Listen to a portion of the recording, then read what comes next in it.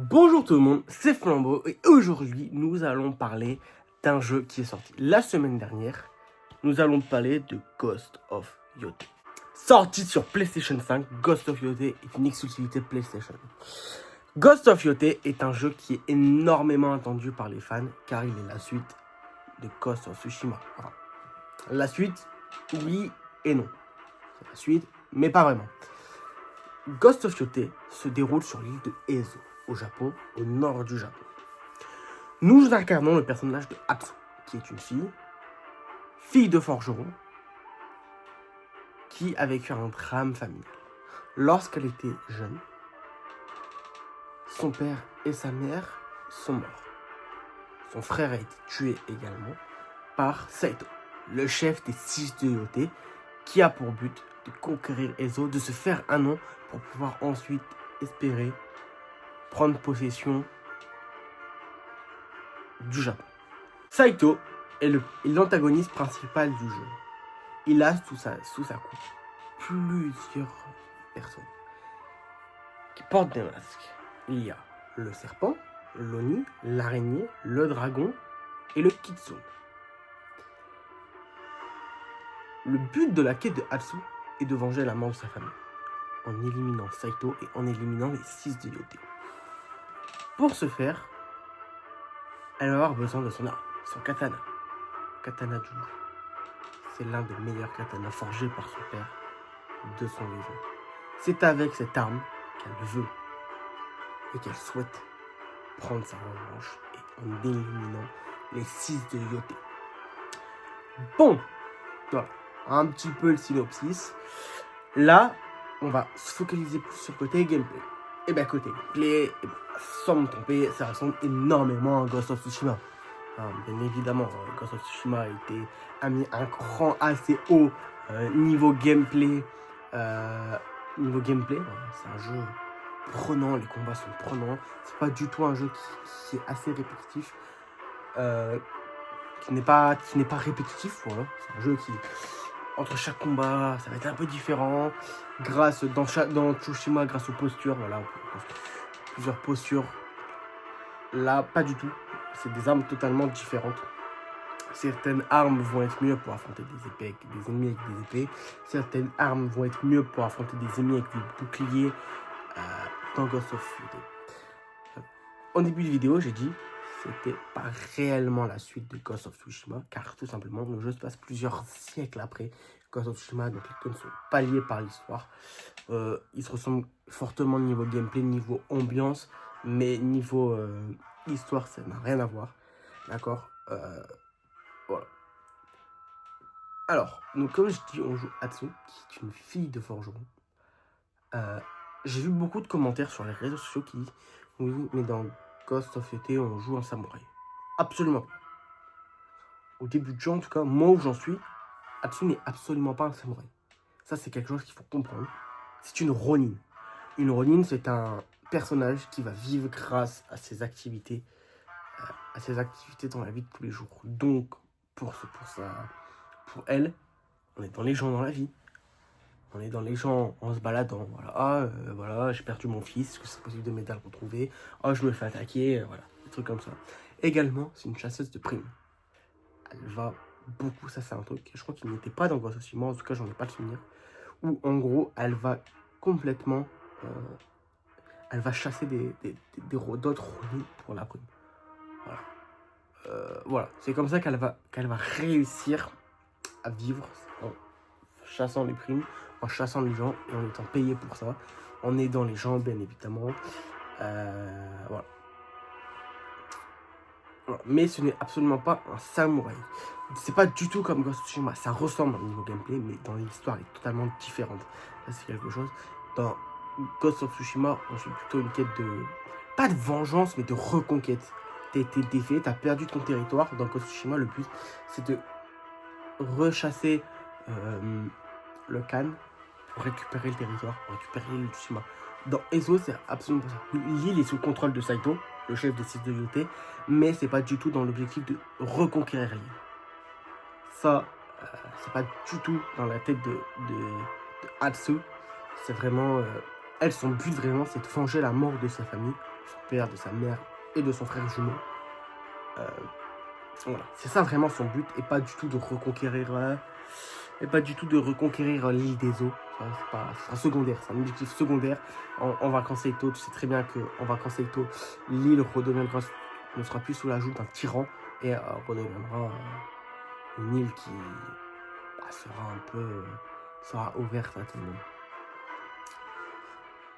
Voilà.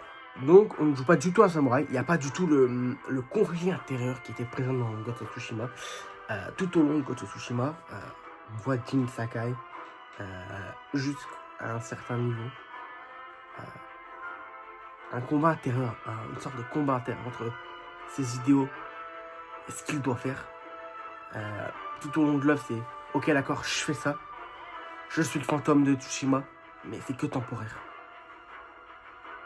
Jusqu'à ce qu'il se rende compte que la seule façon de battre le Khan, ça sera de prendre ces capacités qu'il a acquis au niveau du fantôme, en étant le fantôme plutôt, que ce qu'il était en tant que samouraï.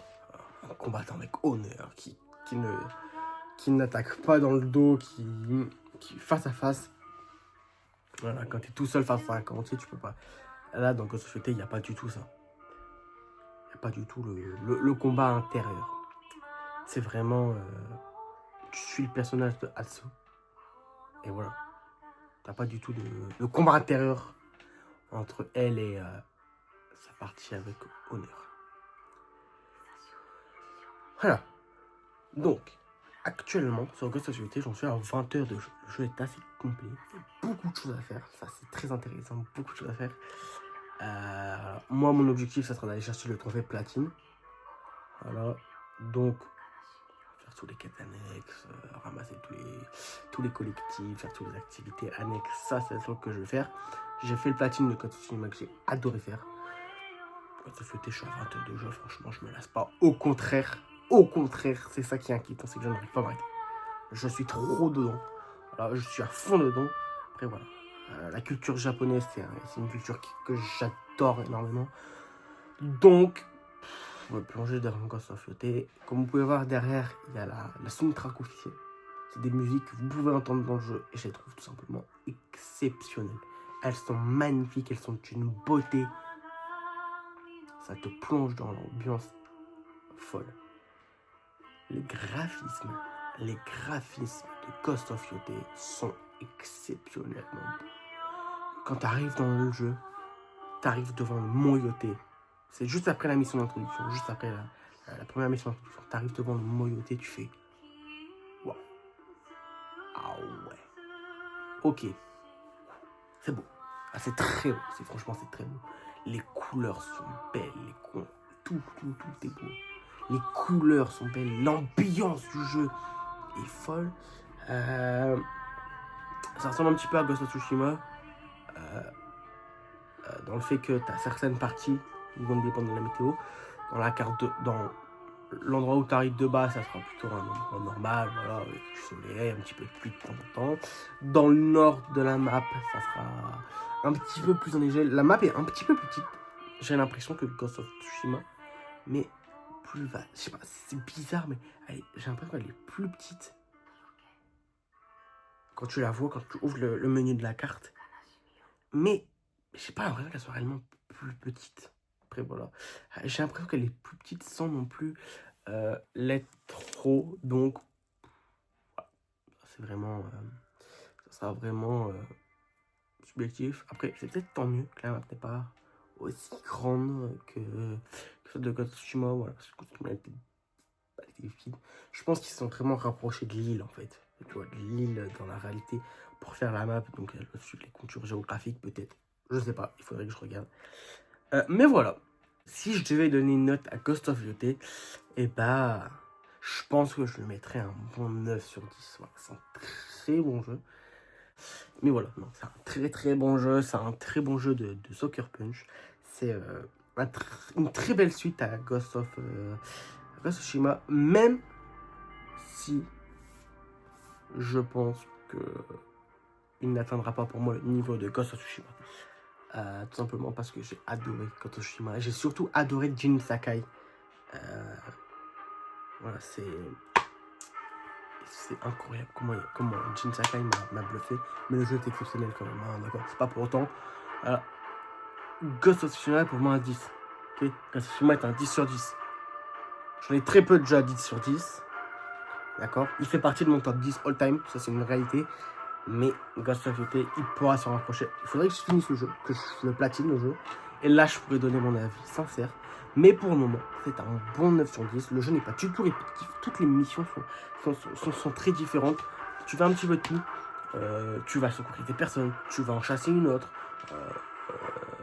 Tu vas défendre des habitations qui sont sous la possession d'autres personnes. Des civils qui sont attaqués.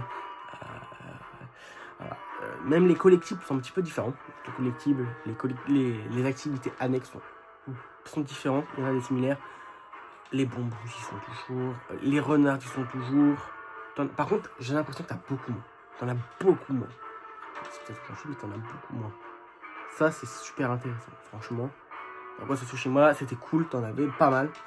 Après, voilà. Je pense que si vous êtes fan de Ghost of Tsushima, Ghost of Tsushima, vous allez l'adorer, il n'y a aucun souci. Il n'y a aucun souci là-dessus. Ça c'est une certitude, il n'y a aucun souci. Voilà, c'est un open world, hein, tout ce qu'il y a de plus classique. Donc, voilà. Un petit peu mon avis sur Ghost of Tsushima. Voilà. Donc moi je l'ai acheté Day One, enfin je n'ai pas acheté Day One, j'ai acheté le lendemain parce que où j'ai été il n'y en avait plus. Du coup j'ai été dans un autre magasin le lendemain. J'espère en tout cas que mon avis sur Ghost of Tsushima vous aura, cette vidéo sur mon avis sur Ghost of Tsushima vous aura plu. Donc pour conclure, est-ce qu'il faut l'acheter? Si vous pouvez vous permettre, foncez. Foncez, vous n'allez pas regretter. Si vous avez adoré Ghost of Tsushima, Ghost of Tsushima est fait pour vous. Littéralement, c'est franchement c'est... Ils ont réussi, Sucker Punch ont réussi à faire Sucker Punch a réussi à faire ce que Assassin's Creed n'arrive plus à faire, tenir une régularité dans son univers. Ne pas mettre de côté certains points importants de l'histoire pour en mettre d'autres. Voilà. Franchement, foncez. Il n'est pas si cher que ça. Enfin, il est cher, c'est un jeu qui vient de sortir.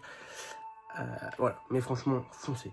Franchement, si vous avez adoré, si vous aimez le Japon, vous avez adoré Ghost of Tsushima, foncez. Je vous remercie à tous pour le visionnage de la vidéo. Je vous souhaite une très bonne journée et une très bonne semaine. Salut, bye bye.